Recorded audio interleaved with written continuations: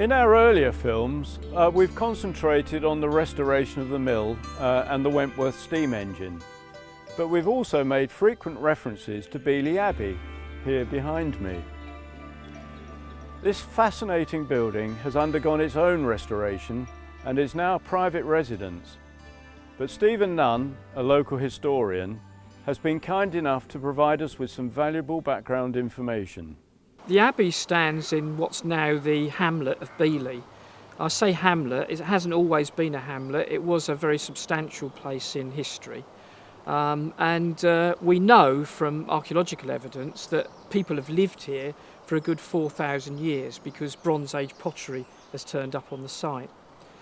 During the Saxon period, the people that lived here were known to keep bees, because the name Beeleigh means a clearing in the trees where beehives are kept. So it's a Saxon word. You imagine all of this area was wooded, and every so often there were clearings and people lived in these clearings, and the people that lived here were well known for producing honey, for keeping bees. During the medieval period it was part of the manor of Little Malden, and the lord of the manor was Robert Mantell. So this is a representation of Robert Mantell, the lord of the manor of Little Malden, and his manor house was probably in the field over the way. There's a moated, archaeologically from the air you can see a moated site, so that's probably where he originally lived. Robert Mantell was a very powerful individual. He was well in with the king, he was very well thought of, very wealthy man. But he wasn't always a good man, and towards the end of his life he was worried about where he was going and how long it was going to take him to get there, the issue of purgatory.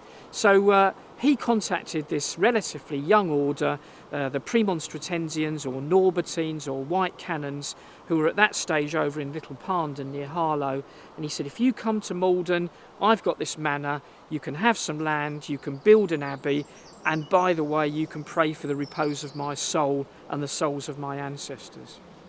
And that's exactly what they did. They migrated here from Little Parndon, and they came to this site, which is absolutely perfect.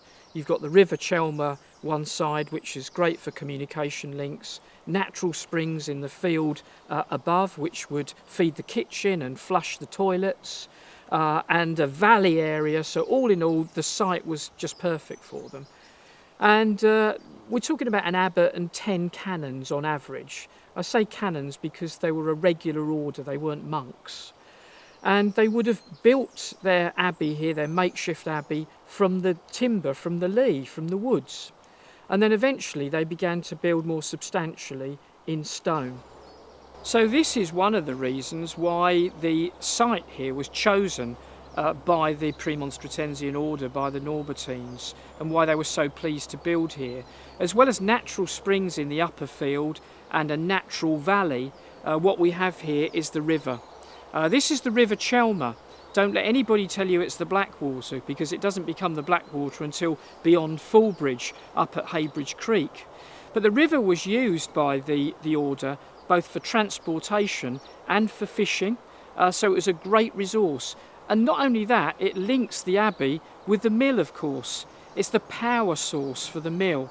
And the order actually owned Beeleigh Mill from at least the 15th century, if not earlier, right through to the dissolution of 1536. Well, more or less all of the hamlet became part of Beeleigh Abbey. And they had a windmill, a post mill in the upper field, and they had the water corn mill lower down. And they had a grange, which is an abbey farm, and they had lots of servants working for them, just kind of to produce foodstuffs and to keep the place going for that community of an abbot and 10 canons. We know that it had a charter and was given royal support from about 1189, and as I say, the buildings were constructed more substantially between 1220 and 1240.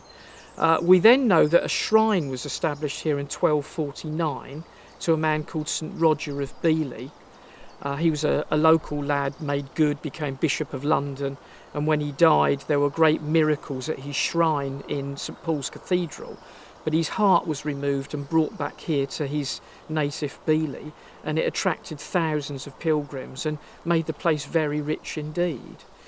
So, so much so that royalty used to visit here. Edward I came here and his queen, Queen Eleanor, to pray before the shrine of St Roger.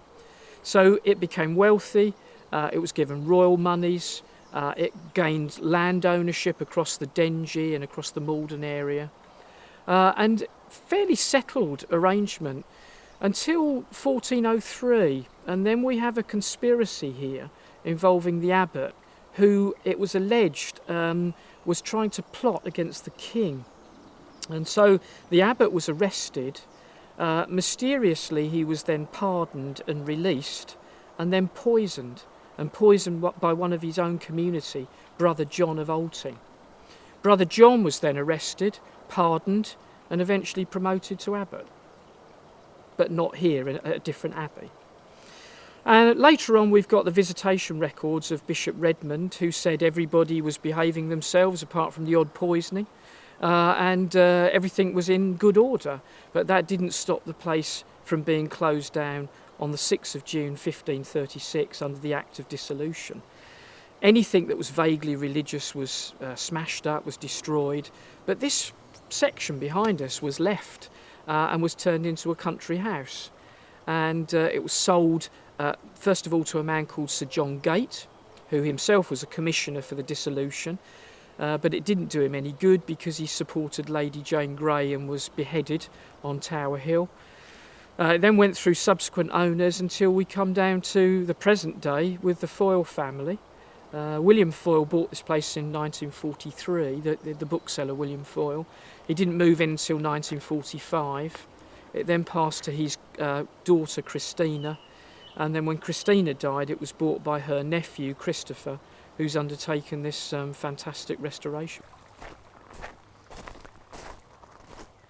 Unfortunately, the Abbey is not open to the public, but Christopher Foyle has written and published an excellent book about the Abbey, which is available through most good bookshops.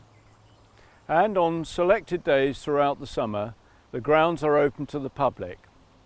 So I'll leave you with some images of these wonderful grounds and hope that you'll be inspired to visit.